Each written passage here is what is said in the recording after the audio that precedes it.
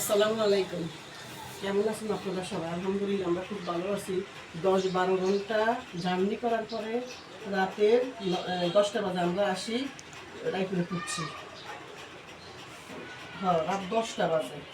অনেক স্লোভাবে গাড়ি চালাইছে, এত স্লো, লাল সবুজ এত স্লোভাবে গাড়ি চালাইছে।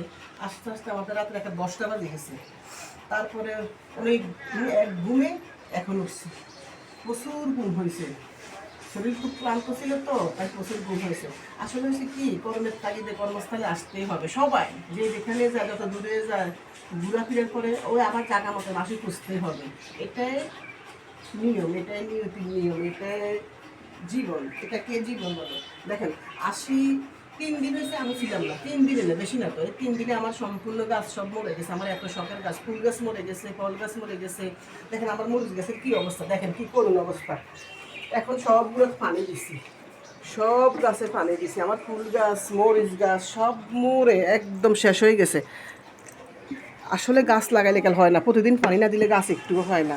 ছাদের গাছ কক, এমনি গাছ কক, বারান্দার গাছ কক, সব মরে সাফ হয়ে যায়।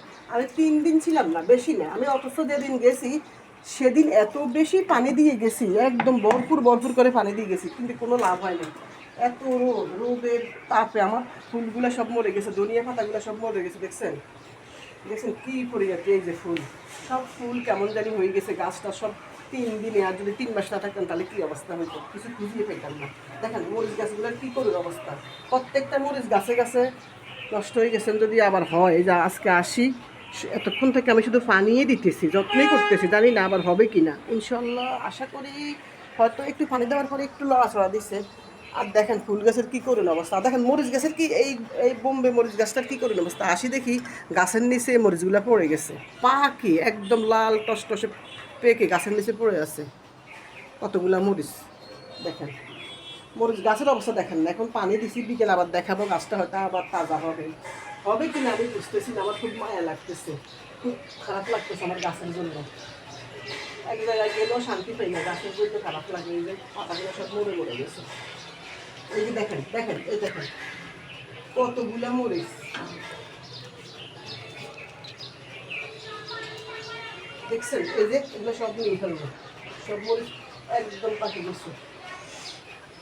এই যে সব নিতেছি, এই যে এই ডাইলের মরিচটা একটু কাঁচা আছে, এগুলো একটু আছে, এই যে এগুলো একটু আছে, দেখি হয় কিনা। সব পাকে গেছে। এই যে দেখছি এগুলো আছে, জানি না হবে কিনা।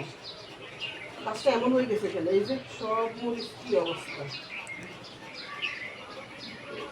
আরও আছে কাঁচা কিছু মরিচ আছে, এই যে কিছু ফুল আছে, এই যে যেগুলো কাঁচা, এই যে একদম গাছ মরে। এই যে দেখেন, এই আরেকটা গাছ যাওয়ার সময় মরিচগুলো আমি দেখছি এই এরকম, আর এখন আসি দেখি যে একদম পেকে গাছের নিচে পড়ে আছে।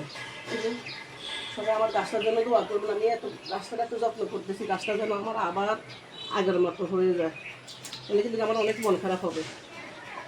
এই দেখেন, এখন অনেকক্ষণ পানি দিছি, গাছের অনেক যত্ন করছি, গাছের জন্য অনেক দোয়া করছি, গাছটা যেন হয়। আল্লাহ, এই যে অনেক মরিচের ফুল আছে, আশা করি হবে, জানি না বাকি বাকি কিছু।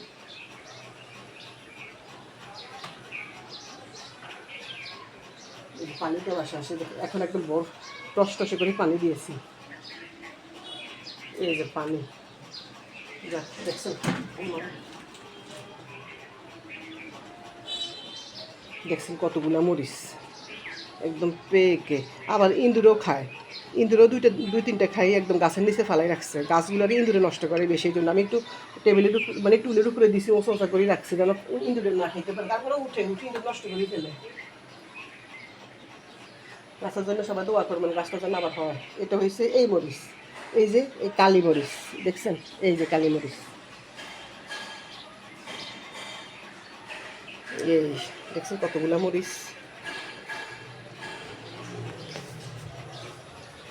একটা, দুইটা, তিনটা, চারটা, পাঁচটা, ছয়টা, সাতটা, আটটা মরিচ এখানে গাছের নিচে। 2টা মরিচ ইঁদুরে খেয়ে ফেলছে, টসটসে মরিচগুলা।